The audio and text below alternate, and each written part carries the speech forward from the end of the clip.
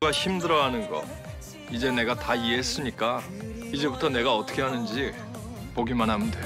마광숙은 더는 사랑을 꿈꾸지 않기로 했다. 남편을 떠나보내고 혼자서 술도가를 지켜온 지난 몇 년. 외롭고 지치고 그리고 이제는 다시는 아프고 싶지 않았다. 하지만 그런 그녀에게도 한 남자가 찾아왔다. LX 호텔 회장 한동석. 그는 사람 좋고 배려심 많은 사람이었고 가끔씩 그녀의 마음에 조용히 스며들었다. 그러던 어느 날 한동석은 조심스럽게 그녀에게 고백했다. 하지만 광숙은 그 고백을 거절했다. 너무 갑작스러웠고 무엇보다 자신이 아직도 과거의 슬픔에서 자유롭지 못하다는 걸 알았기 때문이다. 고백을 거절하고 돌아선 날 밤 광숙은 스스로에게 묻고 또 물었다. 내가 정말 그 사람을 몰라서 거절했을까? 아니면 내 마음이 겁나서였을까? 그녀는 깊은 후회와 현실의 무게 사이에서 괴로워했다. 남편을 떠나보낸 지 1년. 아직도 장례식장의 냄새가 그녀를 맴돌았다. 그리고 지금 술도가에는 4명의 시동생들이 모두 돌아왔다. 완전체가 된 술도가. 내가 없으면 이 완전체가 무너질 수도 있어. 마광숙은 그렇게 생각했다. 그래서 지금은 사랑보다 술도가가 먼저였다. 그러던 어느 날 술도가 사무실로 한 통의 전화가 걸려왔다. 전화의 주인공은 대기업 HS 호텔. 그들은 술도가의 전통주를 대량 납품받고 싶다고 제안했다. 수량도 역대급입니다. 마케팅도 전폭 지원하겠습니다. 광숙은 너무 기뻤고 즉시 시동생들에게 이 사실을 알렸다. 그녀는 다음 날로 미팅을 잡았다. 그리고 미팅 자리. HS 호텔의 회장이 직접 참석했다. 그는 광숙을 보자마자 놀라 눈을 동그랗게 떴다. 혹시 너 그 마광숙 아니야? 대학교 때 내가 2년 넘게 쫓아다녔던 그 광숙. 그렇다. HS 회장은 다름 아닌 마광숙의 첫사랑 이준혁이었다. 이준혁은 식사 자리를 제안했고 그날 밤 둘은 따뜻한 레스토랑에 마주 앉았다. 오빠, 성공하셨네요. 축하드려요. 우리 술도가도 잘 부탁드릴게요. 광숙은 가볍게 웃으며 건넸다. 결혼은 하셨어요? 이준혁은 조용히 그녀의 눈을 바라보다가 웃었다. 아니, 일만 하다 보니까 이제 결혼하려고 마음먹었어. 광숙아, 혹시 너 결혼했니? 광숙은 살짝 눈을 피하며 대답했다. 네, 결혼했어요. 그런데 남편이 세상을 떠난 지 1년 됐어요. 순간 공기가 조용해졌다. 이준혁은 진심이 담긴 눈빛으로 말했다. 마음 많이 힘들었겠구나. 그리고 그는 망설임 없이 물었다. 지금 누가 곁에 있어? 혹시 누가 널 좋아하진 않아? 광숙은 잠시 고민하다 말했다. 만나는 사람은 없어요. 근데 절 좋아해주는 사람이 있긴 해요. 저도 마음이 가긴 하지만 아직 확신이 없어요. 그러자 이준혁은 부드럽게 말을 이었다. 확신이 없다면 그 자리에 내가 들어가면 안 될까? 미안하지만 난 아직도 널 생각하며 살아왔어. 지금도 그래. 광숙은 깜짝 놀라 웃었다. 오빠, 난 오빠를 친오빠처럼 생각했지. 그런 감정은 아니었어요. 이준혁도 웃었다. 그래도 고맙다. 이렇게라도 다시 만났으니까. 식사 후 그는 직접 그녀를 술도가 앞까지 데려다 주었다. 차에서 내리기 직전 이준혁은 그녀의 손을 다시 잡으며 말했다. 광숙아, 이제 나한테 넘어와. 나 진짜 준비 다 됐어. 너 평생 행복하게 해줄 자신 있어. 나를 다시 봐줘. 광숙은 어리둥절했지만 그 고백이 싫지 않았다. 10년 넘게 날 생각해온 사람이라니. 기분은 묘하게 따뜻했다.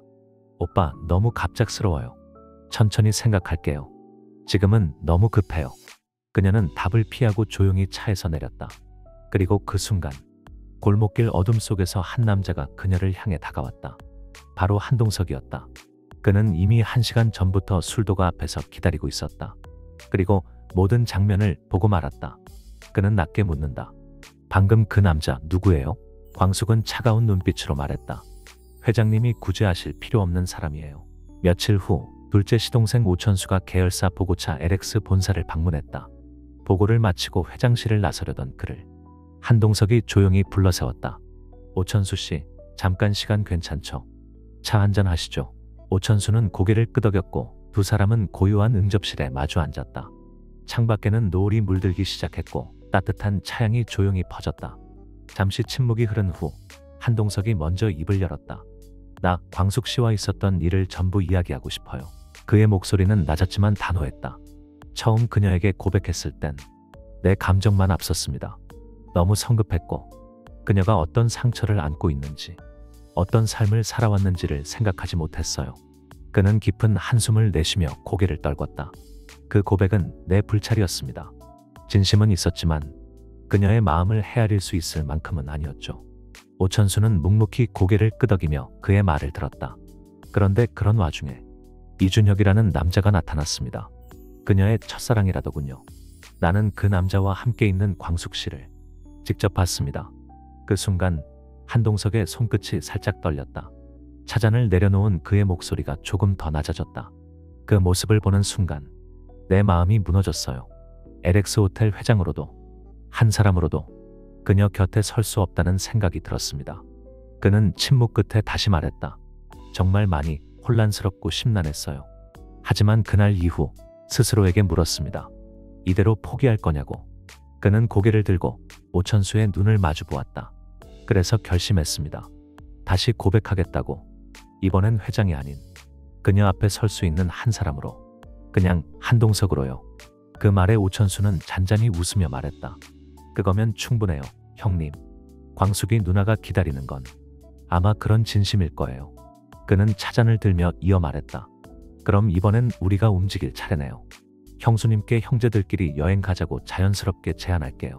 그 안에서 형님의 진심을 아니 한동석이라는 사람의 진심을 보여주는 거죠. 한동석은 조용히 고개를 끄덕였다. 오천수 씨, 아니 오천수 동생, 지금 나한텐 내 조언이 절실해. 내가 기댈 수 있는 사람이 너밖에 없다. 오천수는 웃으며 말했다. 그럼 이제 제가 형님 인생의 조력자가 되겠습니다. 형수님 마음 이번엔 우리 함께 돌려놓읍시다. 한동석은 거대한 LX 그룹의 회장이었지만 그날 밤만큼은 그저 고민 많은 한 남자에 불과했다. 늦은 밤 식탁에 앉아 조용히 술잔을 기울이고 있었다.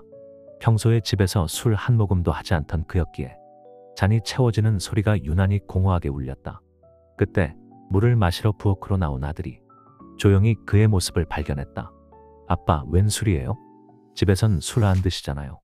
한동석은 잔을 내려놓고 잠시 아들을 바라보다 천천히 한숨을 내쉬었다. 아들아, 미안하다. 사실 아빠에게 좋아하는 여자분이 생겼어. 아들의 눈이 휘둥그레졌다. 진짜요? 누구세요? 한동석은 말없이 창밖을 바라보다 낮게 웃으며 말했다. 고백했는데 차였어. 그 말에 아들은 입을 다물었다. 그에게 한동석은 늘 당당했고 무언가를 원하면 반드시 얻어내는 사람이었다. 하지만 지금 눈앞의 아버지는 작아지고 상처받은 아주 인간적인 모습이었다. 그럼 포기하시는 거예요? 한동석은 고개를 저으며 말했다. 아니, 포기가 안 돼. 마음이 계속 그 사람한테 가 있어. 잠시 침묵. 그러다 아들은 조심스럽게 입을 열었다. 아빠, 다시 한번 도전해보세요. 이번엔 너무 거창하게 말고요. 회장님의 모습 말고 그냥 아버지로서 고백해보세요. 그 말에 한동석은 고개를 들었다. 나로서? 네. 아빠 피아노 잘 치시잖아요. 노래도 하실 줄 알고 그걸로 고백해보세요. 진심이 담긴 노래 한 곡, 그게 더 감동일 거예요. 한동석은 피식 웃었다. 그리고 술을 한 모금 더 마시고 눈을 감았다. 아들의 말이 머릿속을 맴돌았다. 회장이 아니라 그냥 아버지로. 진짜 나로서. 이내 그는 조용히 술잔을 내려놓고 아들의 어깨를 툭 치며 웃었다. 맞다, 아들아. 내 말이 맞아. 내가 너무 성급했고 진짜 나다운 모습을 보여주지 못했어. 그는 천천히 고개를 끄덕이며 말했다. 이제서야 알겠어. 어떻게 해야 내 마음이 닿을 수 있는지. 그리고 그날 밤 이후 한동석은 매일 퇴근 후 연습실로 향했다. 노래 학원에서 발성을 배우고 주말마다 피아노 연습실을 빌려 연습에 매달렸다. 임직원들 사이에서도 소문이 돌았다. 회장님, 요즘 퇴근이 제일 늦대. 피아노 연습실까지 다니신다더라. 하지만 누구도 그 이유를 몰랐다. 그가 준비하고 있는 것은 바로 마지막 멜로디. 진심을 담아 사랑하는 그녀에게 전할 단 하나의 연주였다. 작은 바닷가 마을의 조용한 게스트하우스. 붉은 노을이 수평선을 덮고 바람은 천막을 흔들고 있었다. 마당 한가운데 하얀 피아노 한 대가 놓여 있었다. 그 앞에 소박한 셔츠 차림의 한 남자가 서 있었다. 정장이 아닌 LX 호텔 회장이 아닌 한동석. 한참 뒤 마광숙이 도착했다. 아무것도 모른 채 초대받아 이곳에 선 그녀는 그를 보자 순간 걸음을 멈췄다. 동석은 조용히 그녀를 향해 말했다. 오늘은 회장이 아닌 그저 당신을 좋아하는 사람으로 이 자리에 섰습니다.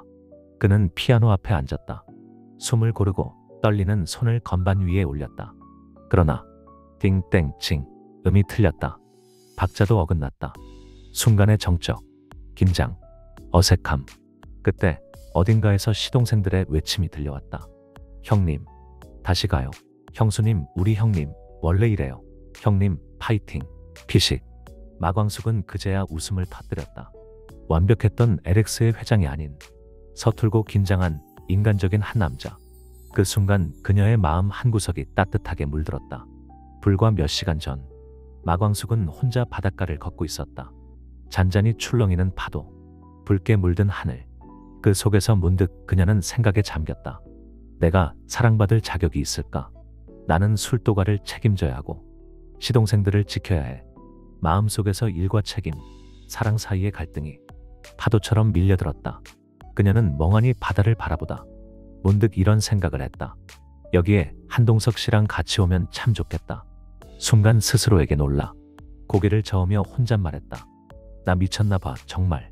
그러나 이미 그녀의 마음속엔 작은 틈이 생기기 시작했다. 따뜻하고 조용히 다가왔던 사람, 서툴고 솔직했던 그 남자의 얼굴이 자꾸 떠올랐다. 그리고 이번 여행, 시동생들이 준비한 여행은 단순한 휴식이 아니었다. 늘 바쁘게 술도가 일을 하며 시간에 쫓기던 자신을 위한 진심 어린 배려였다. 마광숙은 생각했다. 항상 나 혼자만 짊어진다고 생각했는데 아니었구나. 내가 아프고 흔들릴 때 이렇게 나를 안아주는 사람들이 있었구나. 그 순간 고백은 단지 사랑을 얻기 위한 수단이 아니라 그녀의 마음을 어루만져주는 따뜻한 손길처럼 다가왔다.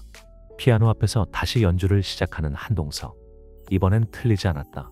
손끝에 실린 감정, 한음 한음에 담긴 진심, 그리고 그의 노래. 처음 봤던 그날부터 한 사람만 바라봤습니다. 서툴고 느려서 당신 마음까지 닿는데 너무 오래 걸렸습니다. 하지만 지금은 말할 수 있습니다. 당신이 없으면 나는 아무것도 아니라고. 그 노래는 거창하지 않았지만 진심이 전부였다. 노래가 끝나고 그는 마광숙 앞에 다가섰다.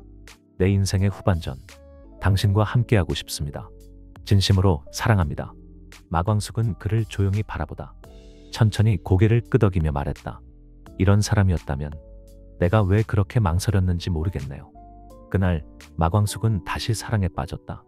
모든 걸 가진 사람도 아니고 완벽한 사람도 아니었다. 하지만 그는 망설이지 않았고 자신의 모든 서툼과 진심을 내어놓았다. 그렇게 그녀는 깨달았다. 진짜 사랑은 사랑받을 자격이 있는 사람이 아니라 사랑을 포기하지 않은 사람에게 오는 거란 걸. 사랑은 결국 가장 찌질했던 용기에서 시작된다.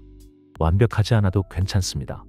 누군가를 진심으로 사랑해 본 적이 있다면 당신도 이미 마광숙입니다. 독수리 술도가의 가장 인간적인 사랑 이야기. 가슴이 뛰었다면 지금 구독과 좋아요로 함께 해주세요. 이 사랑 끝까지 함께 걸어가요.